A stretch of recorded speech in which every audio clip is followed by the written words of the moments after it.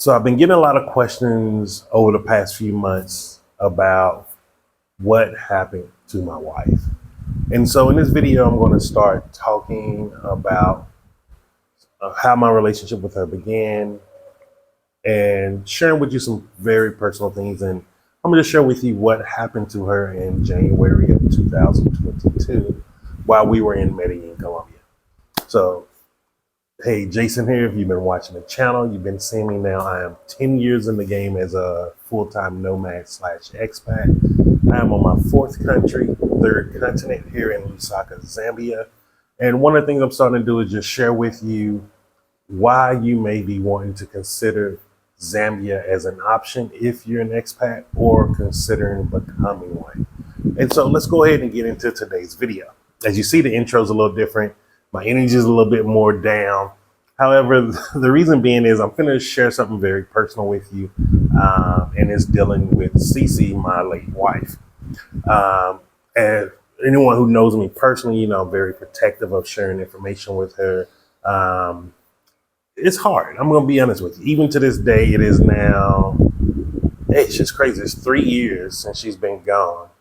But 3 years later, like it still feel like yesterday sometimes. And so if you're new to the channel, if you don't know, January 8, 2022, while I was in Medellin, Colombia, unexpectedly, my wife passed away around midnight. And no, she wasn't sick or anything like that. It was just something that literally happened out of the blue. We were actually on our way. We had 2 weeks left in the country and we were getting ready to go back to the United States to visit family. And then we were about to move to Vietnam.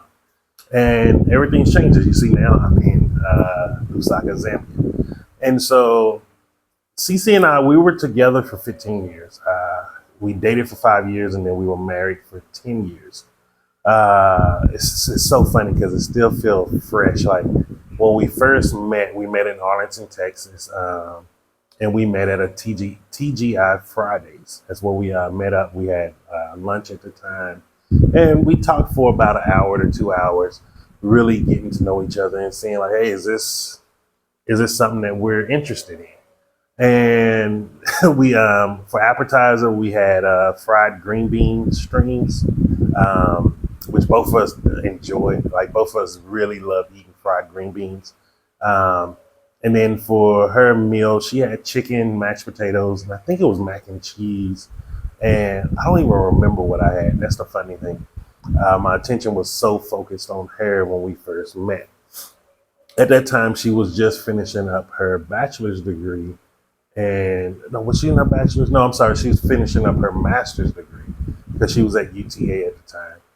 And at that time, I wasn't fresh out the military, but my mental health issues didn't fully kick in yet because I was slowly degrading over the time mentally. And so we ended up talking.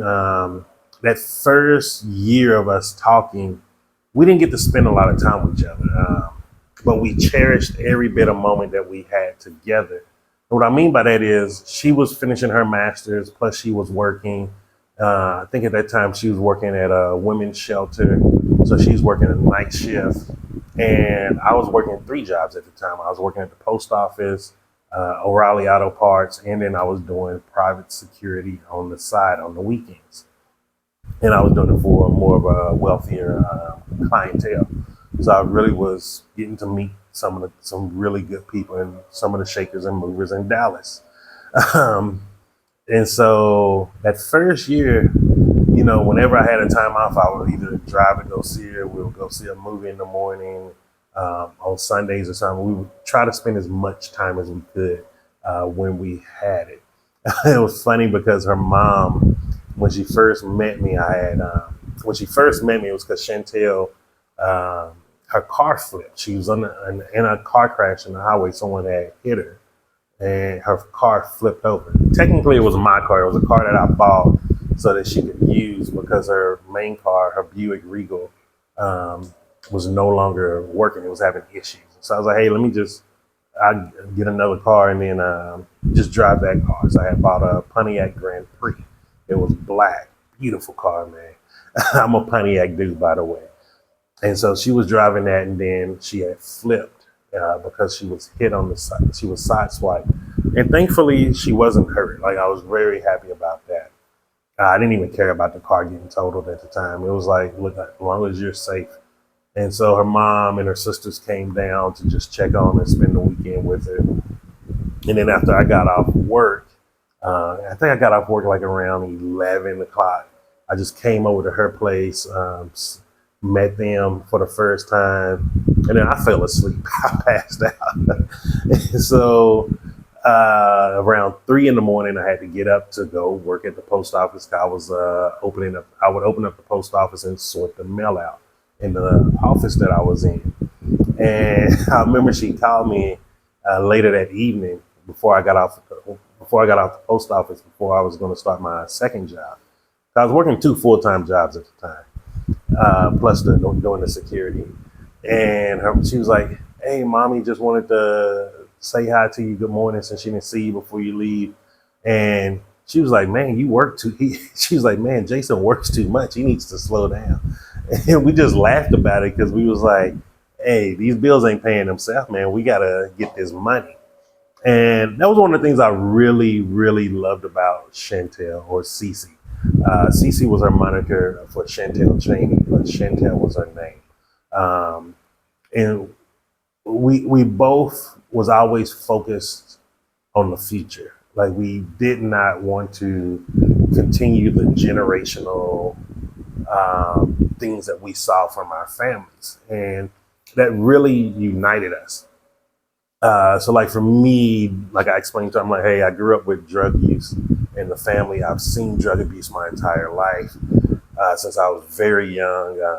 And I told her, I was like, I'm a control freak. Like, I'm about being in control of my life. I'm about being in control of the things around me. I don't like chaos in my close circle, because for me, that growing up in that chaotic energy, I do not like it. That's one of the reasons why I'm a loner. Like, most people think like, oh, you're just a loner because of the military. Like, when you grow up and see that chaotic energy, like, some people embrace it and get drawn to it, and other people are getting reflected from it. I'm one of those. It reflected me from it, and like, I had to thank my uncle. I was like, last time I saw him, I was like, man, thank you. I know people have probably never told you this, but you being on drugs, you and your brothers being on drugs, and me seeing it at such a young age, that's one of the reasons I turned out the way I am. You showed me like that path didn't have anything that I wanted for my life. And so, like, it really made me a big control freak.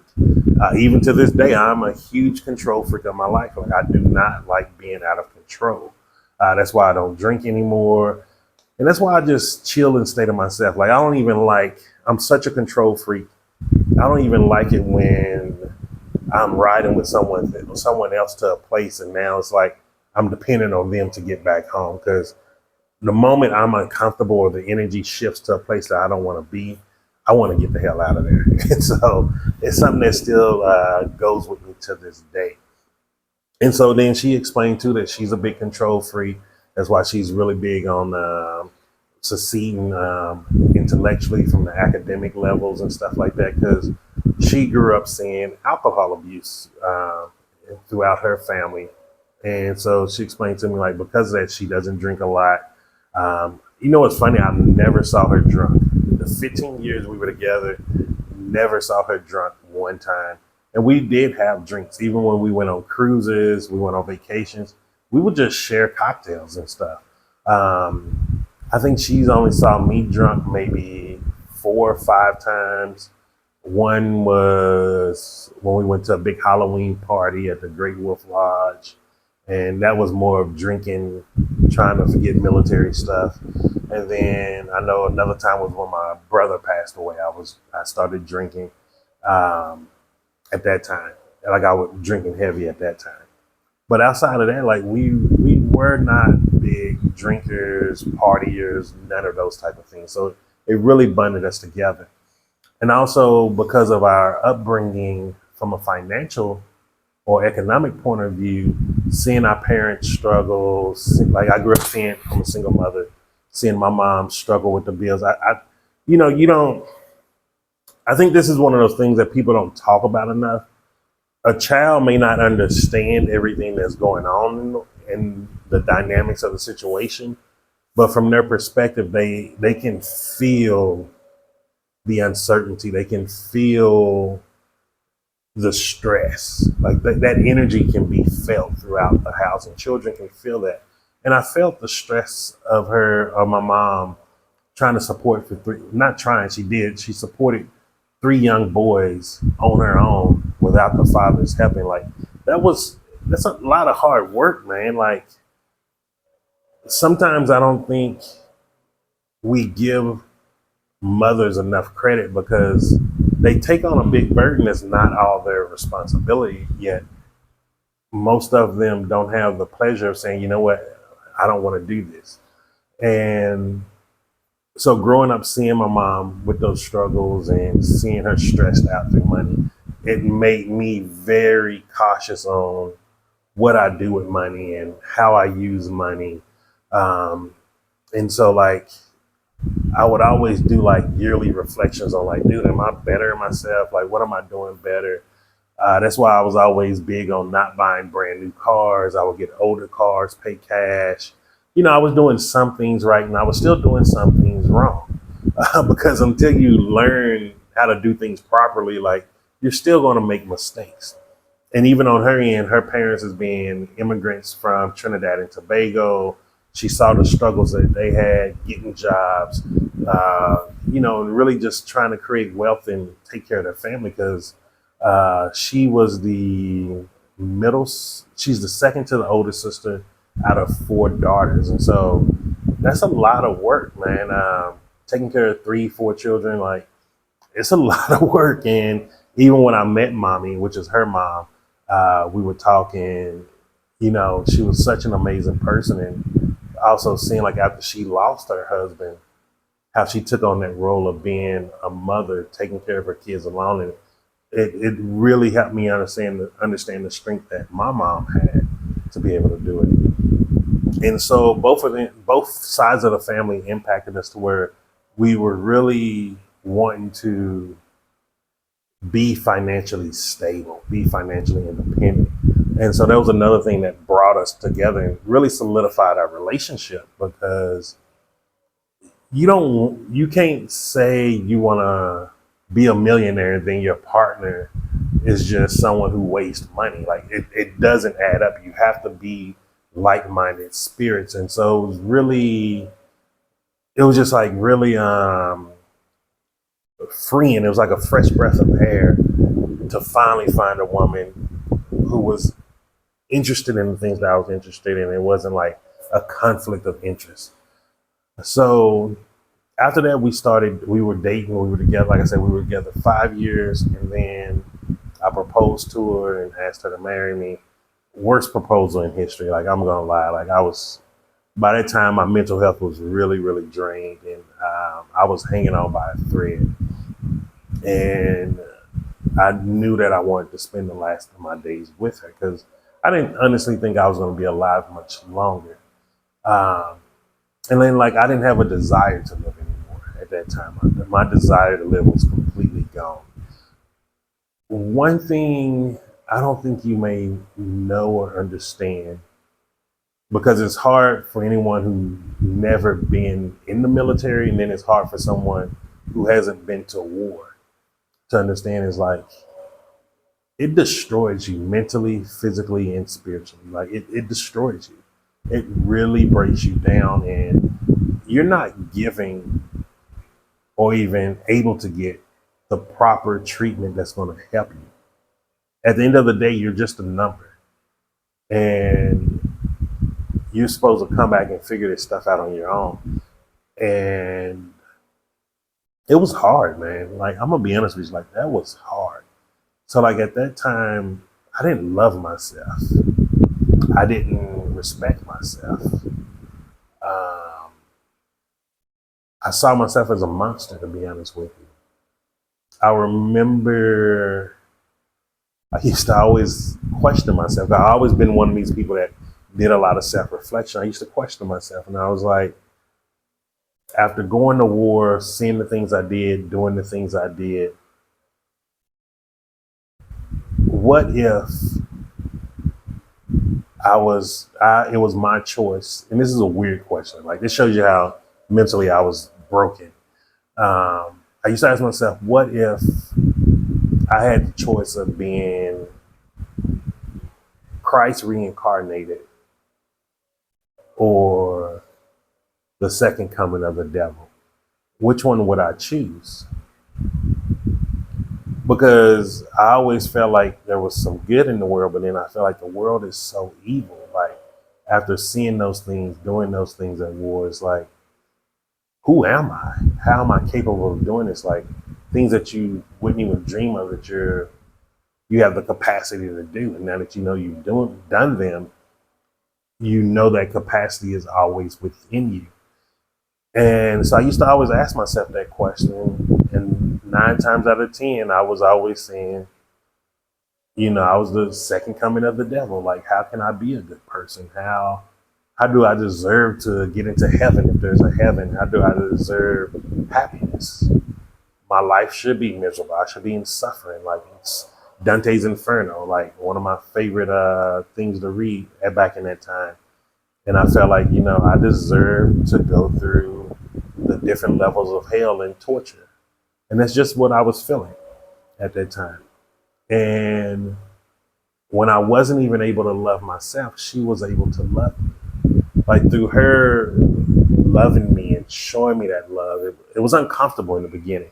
Because I remember one day I just broke down and asked her, I was like, broke down in anger. I'm like, what do you want, dude? I was like, just tell me, what do you want? I'm cool with being with you. Like, just tell me what you want. Like, I was waiting for the knife in the back, which is a horrible place to be in a relationship, because you're not genuinely seeing that there's people in this world that can just love you. And I wasn't able to see that anymore. So I was like, what do you want? Just tell me right now what you want. And, I'll get it for you. And then if you want to leave, cool, you can leave. Like, I understand. Like, it ain't no problem. I told her, I was like, look, if I could leave myself right now, I would be out of here. And she was just like, dude, I love you. I just genuinely love you and I want to be with you. And she was like, I need you to start accepting that. There's no hidden motive, no hidden agenda. And when you prepare yourself for every answer, I wasn't prepared for that answer, because I didn't believe I deserved love or anyone would genuinely love me. I was like, I was a horrible person. I'm like, dude, I'm this person that went to war. You don't know what I've done. Things I had to see, things I could never talk about at the time. Well, even now I couldn't talk about them. But after that, it helped me trust her more.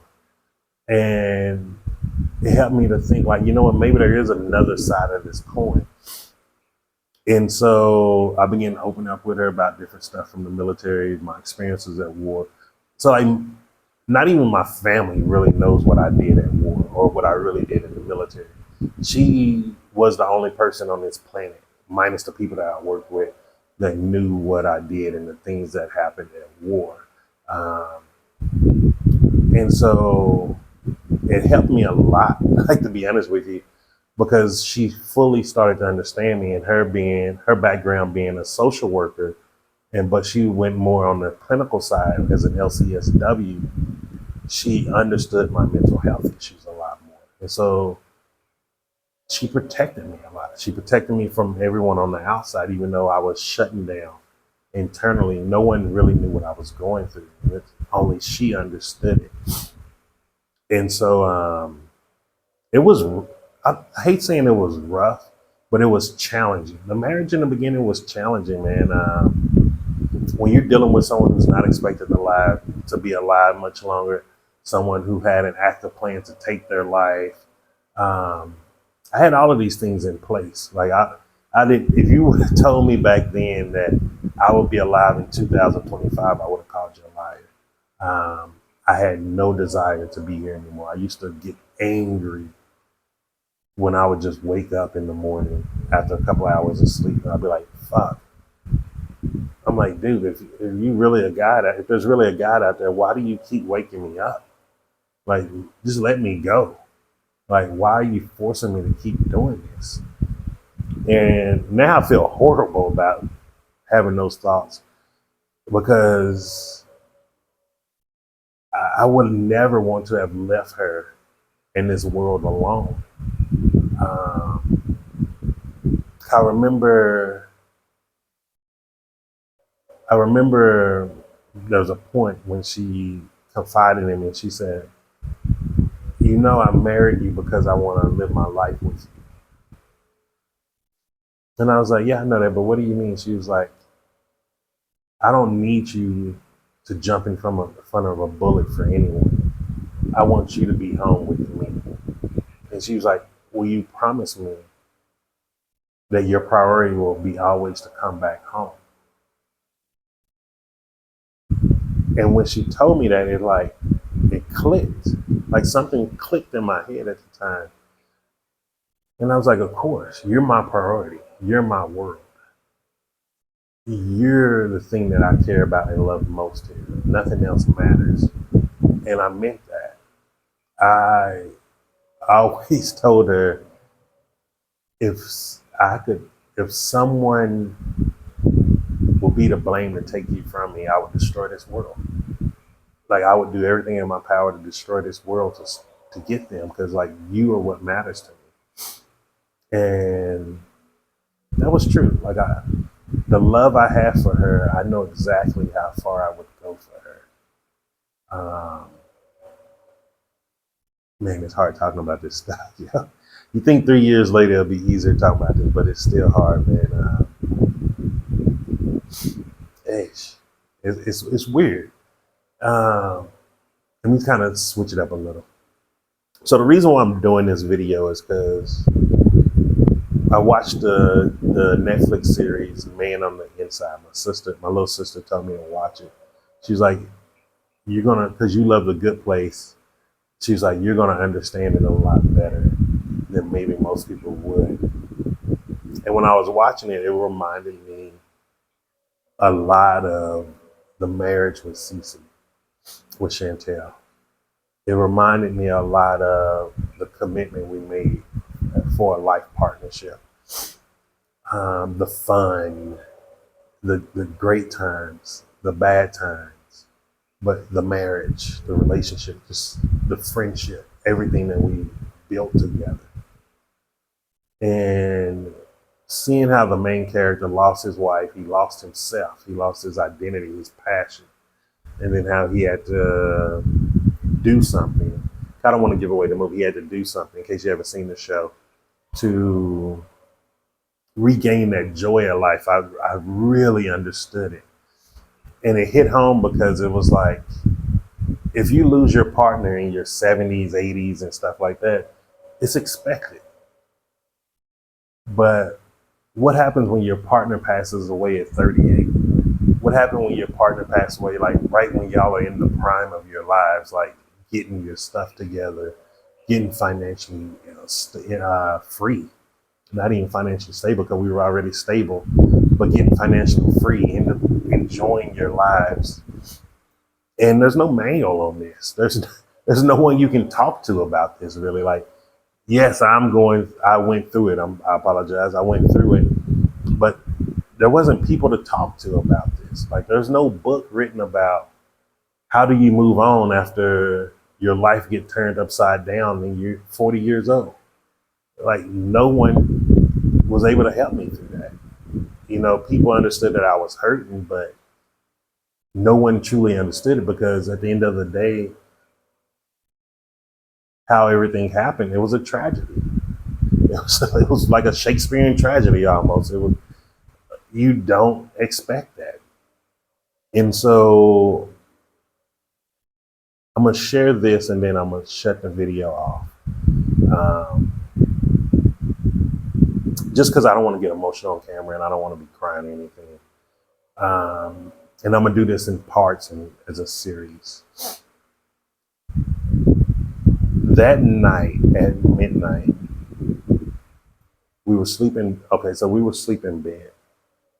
We had a routine that we would do every single night. We had our routine of going to sleep. We would always journal. We had, we had like little binders like this, but about this thick. And it was our visioneering where we would envision the things that we want, and then we would write down what we're happy and grateful for. And we did that like normal. What,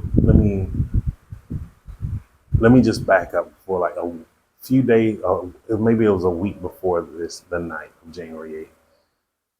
She came to me with one of her journals because we would keep all our journals and move around with them. So when she came with her journal, she looked in it. It was just after she finished publishing her kids' book, which was a very exciting time. It was so fun. It was crazy that she was able to do it. She came to me with one of her old journals and she's like, yo, look at this. And so I'm looking at it and I'm like seeing all the things that she wanted, all the things she wanted to accomplish. And she was like, I've accomplished everything that I wanted to accomplish in this life. And I was like, yo, I'm so proud of you, man. Like, that's amazing.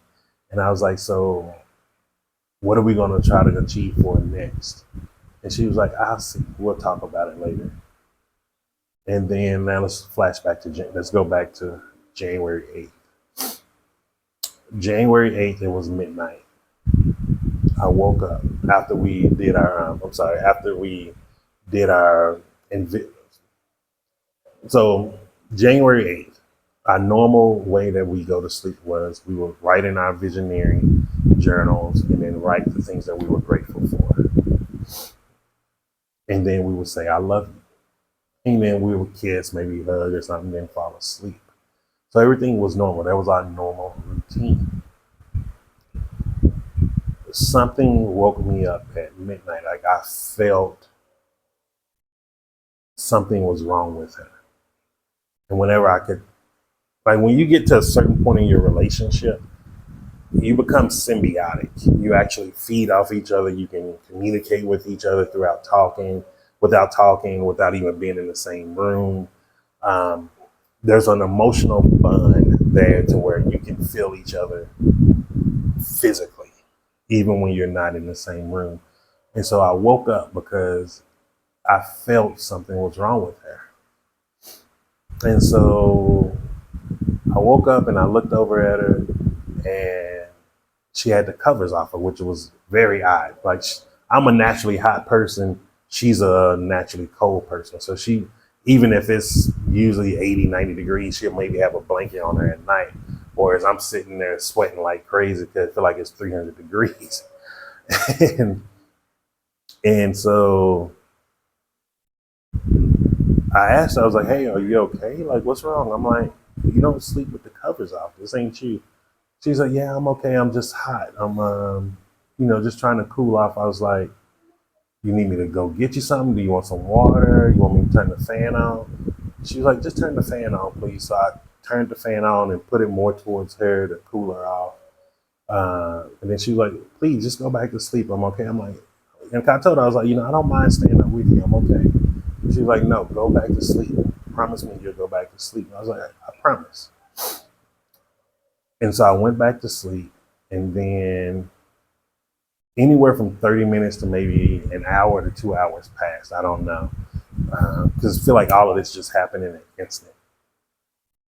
And then I woke up and she was just breathing. She was like, and I was like, yo, what is wrong? What's going on? Are you okay? Did something happen?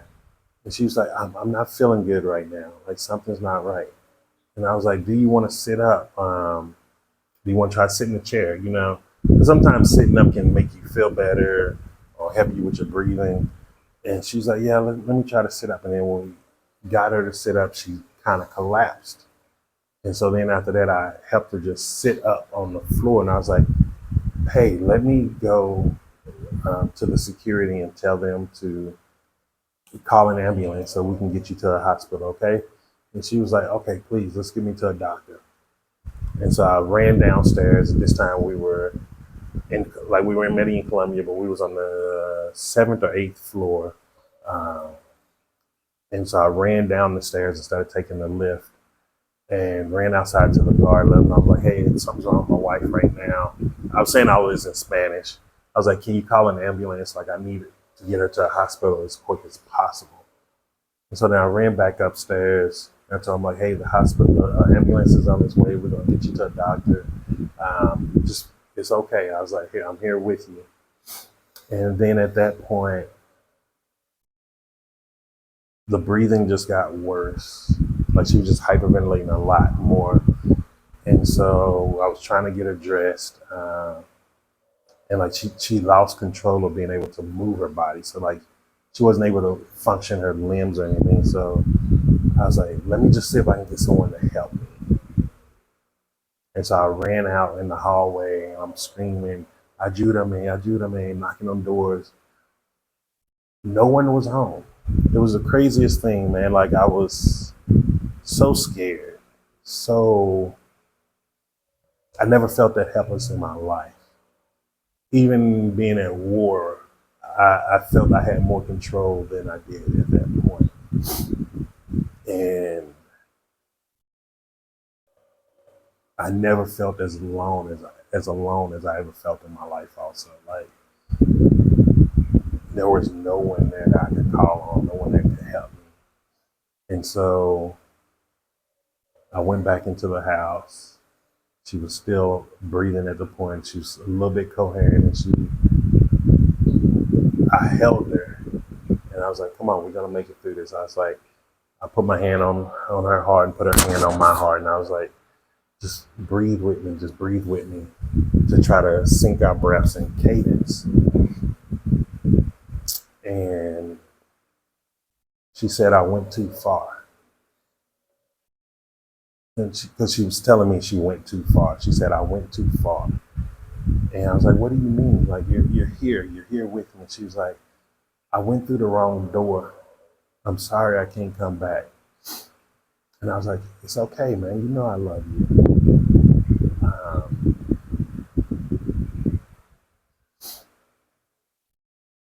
I'm sorry. And I just told her, you know I love you, man. It's okay. Like I know if you're moving on to a better place.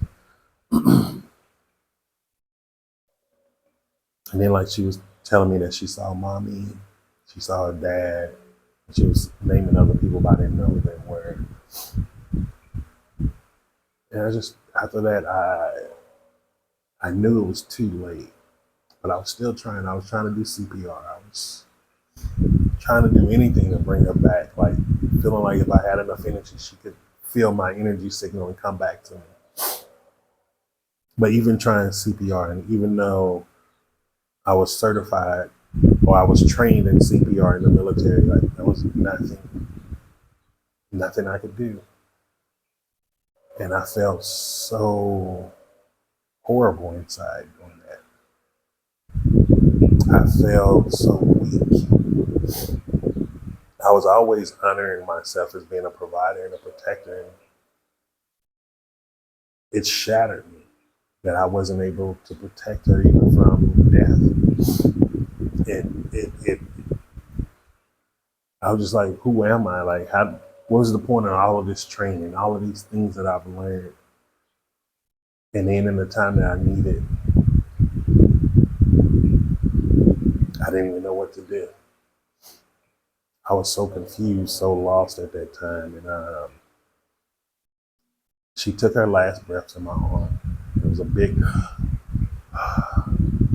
and then her body just became like stones. It was just so heavy, I couldn't even pick her up. I was like, I'm a guy that used to bench press 400 pounds. Like, I can't even pick up my wife right now. What the heck is going on? And so all I could do was just lay her on the floor.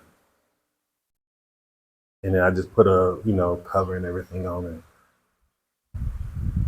And then I called some friends because I needed help. At that time, I couldn't really speak Spanish anymore. I couldn't articulate anything that was going on in my head. I was lost. Like,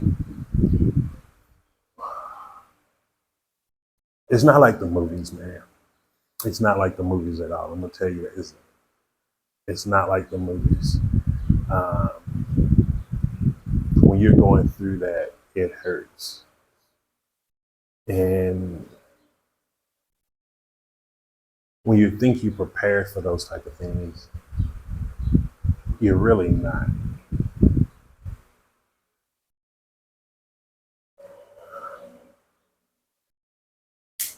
I'm gonna just leave it right here for now. I'm gonna do another video talking about. I'm gonna regroup myself for a little bit, and then I'm gonna do the part 2 of this. I'm gonna release this on different days or maybe even different weeks because this is deep talking right here.